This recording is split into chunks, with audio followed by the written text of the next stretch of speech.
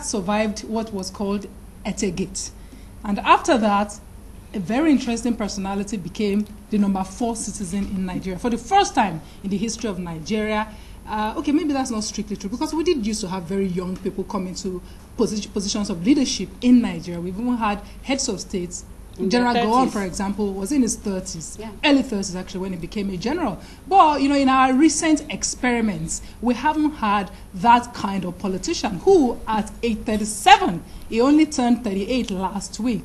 At 837, he became the Speaker of the House of Representatives. Not only is he 37, he's also single.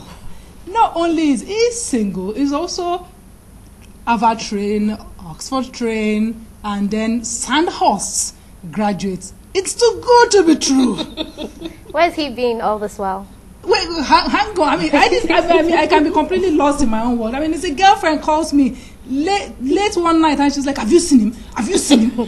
Please tell me, is he single?" And I'm like, "What are they talking about?" You know, we have a bachelor as the Speaker of the House of Representatives. Okay. Okay, so that's okay. That's not. I don't know why people are pretending not to be excited. Why is it a big deal? Why is it a big deal? Yes. That's the most eligible bachelor in Nigeria. Okay. Well, he is cute. Am I allowed to say that? Of course you are. Okay, good. So now that I've said your piece, my intellectual. Okay. That was the beginning of the story. Of course, during the week there was some developments because he was thereafter rapidly accused of not having done his youth service, and also of being a chronic bachelor.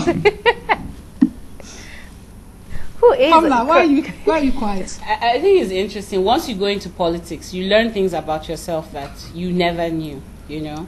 Maybe they are buried deep in the recesses of your history, or I don't know. And there are very creative ways to nail people, and I must confess, this is very creative. Chronic bachelor.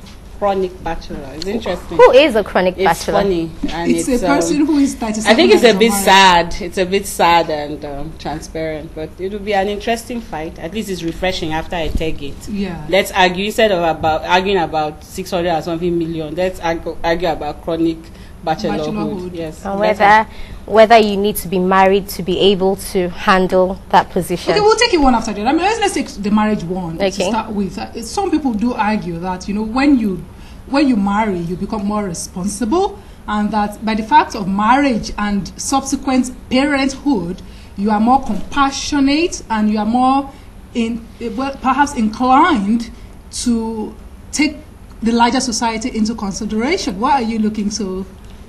Well, I think we could go to EFCC and maybe the police and compile a list of the past looters and defrauders, I mean convicted people, and let's check how many were married and how many were not married. I mean, let's use empirical studies. I hate all these things that are thrown in the air to confuse single people like me. So you are saying that, you know, a lot of the atrocities have been committed by people who are chronically married. Chronically married people. Because you know, if you are chronically married, then you're thinking of your wife and your children and their school that they're going to go to. All wives, you know, and you know your wife's parents, brothers, sisters, siblings, you know. So I mean, maybe you need to be a bachelor too, because you're just thinking of yourself. So I mean, is that a theory we could work with? That if you're a bachelor, then maybe you won't loot. I think we should look at ourselves. I will fall into that trap she has just said for me. I think we should just look at people as human beings and what do they have to bring to the table.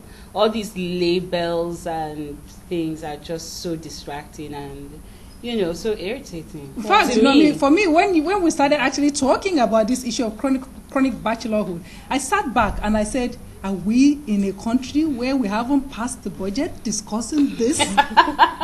You know, but then, of course, if somebody's raised it as an issue, you must, and I do know that people are judged by that in this society. People are actually stopped, you know, in some ways. And it's not just in governance, even in professional life. There's that unspoken rule that, you know, you need to be married. I'm amused that it's happening to a man, because it's usually women that get a lot of flack for being single at a certain age. So, I mean, you know, just the fact that the shoe's on the other foot now, it's a bit funny. You're like, yay. But it is really a funny thing. The great debates, the single, married, how that affects what you do or how you work. But I think with this, Pamela and I, we're going to be in agreement. You have to look at the individual and if he can deliver, because there are